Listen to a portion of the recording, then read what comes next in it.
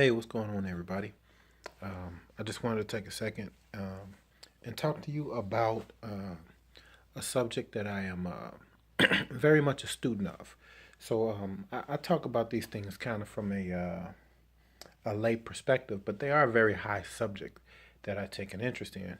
And one of them in particular is the IQ, right? That I have this infatuation with the IQ.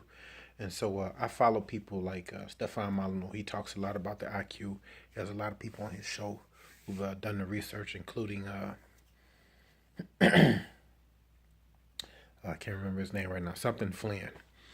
And then there are other people as well. Dr. Jordan Peterson talks about it a lot. I'm sorry, Professor Jordan Peterson out of Toronto, at the University of Toronto. He also taught 3 years at Harvard. So these are some people who are very well versed in the subject matter and know people who are versed in the subject matter.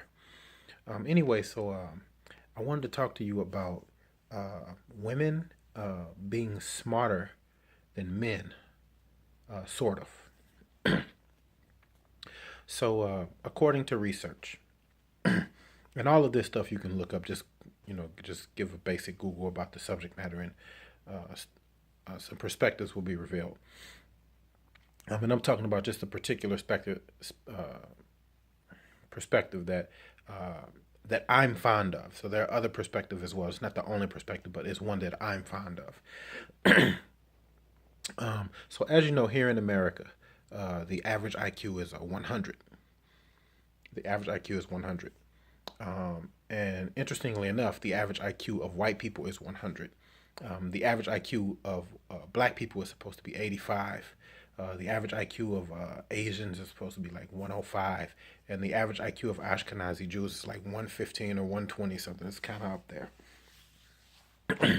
But anyway, I wanted to talk about the discrepancy between the male and female IQ, and just give you some kind of data points that have been revealed to myself.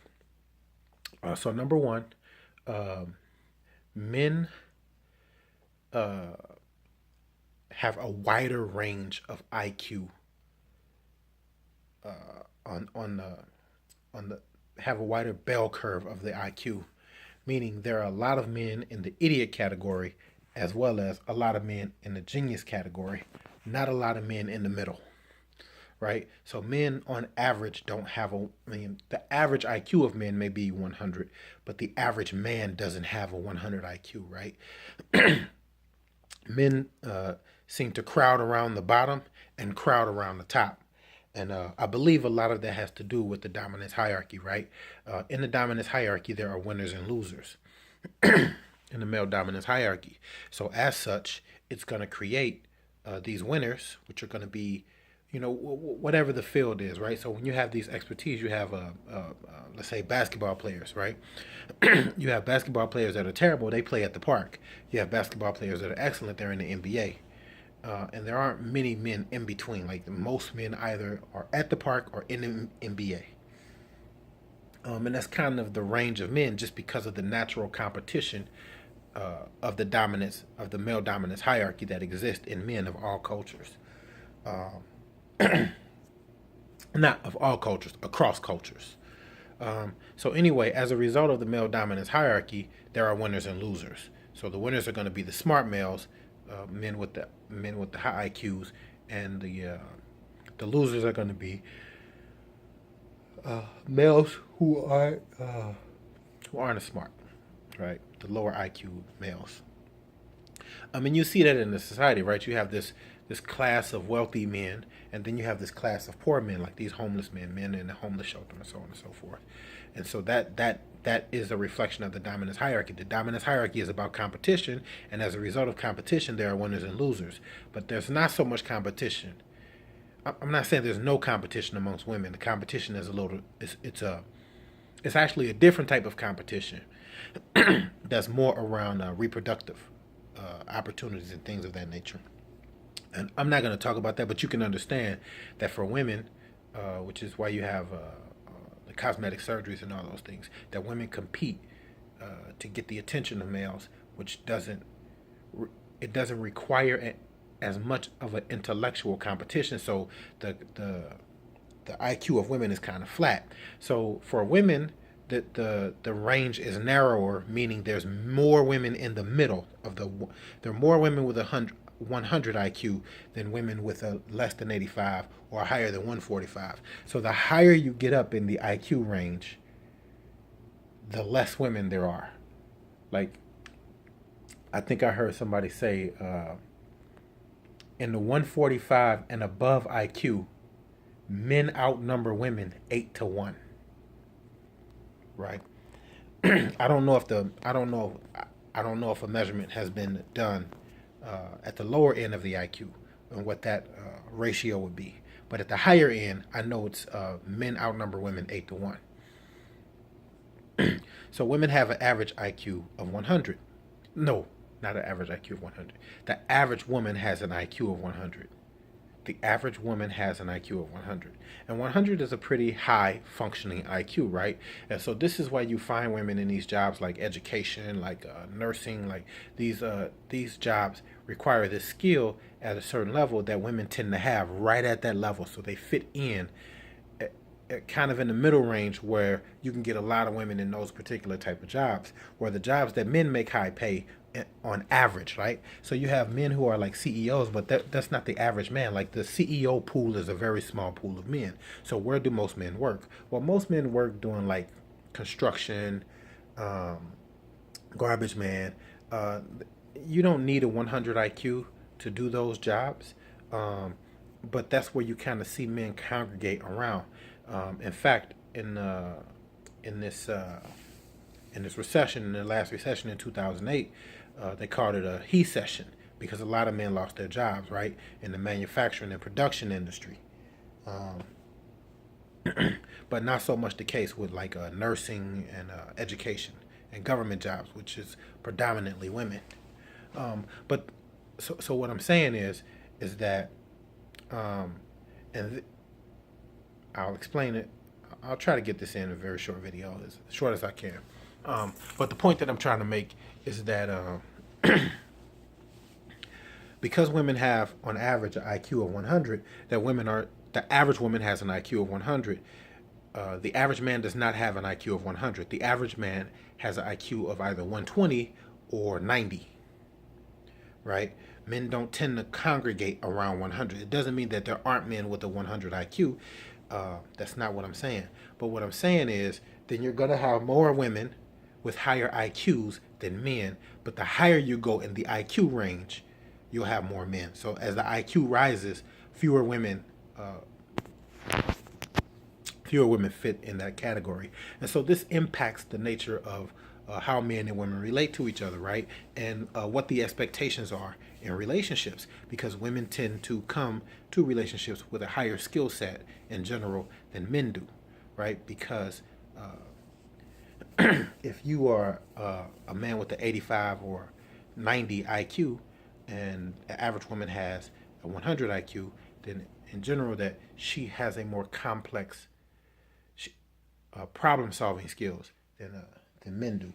It doesn't mean that she will. Now, understand, let me be clear about the IQ. The IQ isn't everything, but it is something, particularly regarding capacity. So you can have a 100 IQ and still suffer from some type of childhood trauma, and that will kind of mitigate that IQ. It'll bring it. It won't bring the IQ down, but it will bring down the potential or the capacity of that particular IQ. So women can suffer some things in childhood or suffer some things in life that kind of compromise their ability to maximize a 100 IQ, even though they may have a 100 IQ. But so how does this play out in regards to relationships, right? And so one of the things you see a lot of times is women saying things like men need to step up. And I've talked in the past about a concept called the Dunning-Kruger effect. The Dunning-Kruger effect. Now, the Dunning-Kruger effect has two categories that I know of. One of the categories is like the lower the IQ, the more confident the person is about their thinking, right? The lower the IQ, the more confident people are about their thinking, right? Whereas the higher the IQ, and this is only in regards to the Dunning-Kruger effect, the higher the IQ, the more likely you are to have a person who underestimates the capacity of their IQ, right? So if you have a 120 IQ, you think everybody should be able to do the things that you do with a 120 IQ, and it's just not the fact, right? Um, and so if you want to talk about, just from my understanding, what I've come to understand the IQ to be, that the IQ is really about people's problem solving capacity. Like, how do you make connections? How do you synthesize information, right? And the higher you go in your IQ range, uh, the easier it is for you to synthesize new information, right? So some people, they can never synthesize new information, right? So they just kind of, and that's what I mean when I say the lower the IQ, the more confident people are in their thinking. And so what that essentially means is uh, people with lower IQs tend to have these hardline positions, right? Because they can't take in new information, so they just kind of firm in whatever their position is on any given subject matter, right? Which is, it's a very immature, uh, it's a very immature way of processing information. And so what they don't really process information, just whatever they believe, whatever its convenience is, that's kind of what they roll with.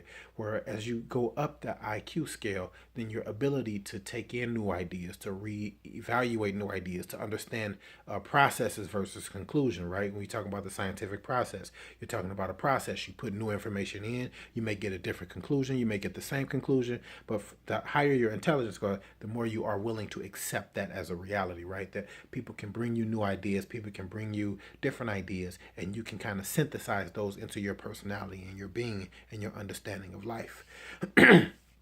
And not everybody can do that.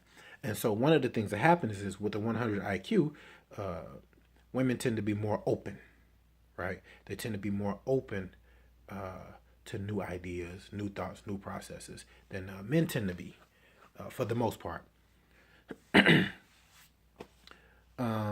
And so that's going to impact the way in which men and women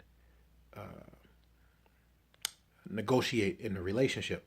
One of the things I want to talk about is this idea of men need to step up, right? Before you say somebody need to step up, you need to know what their capacity is, right? You wouldn't take a Lincoln Navigator, right, and put it in an Indy 500 and say it just needs to do better, right? It's not designed for speed racing. That's not what it's designed for. And so sometimes you are having expectations of men that is inconsistent with their IQ, right? So you need to understand where they are in their IQ, what they have the capacity to do. And so understand that having a lower IQ don't mean that you can't solve problems. It means it takes you more mental energy to solve a problem.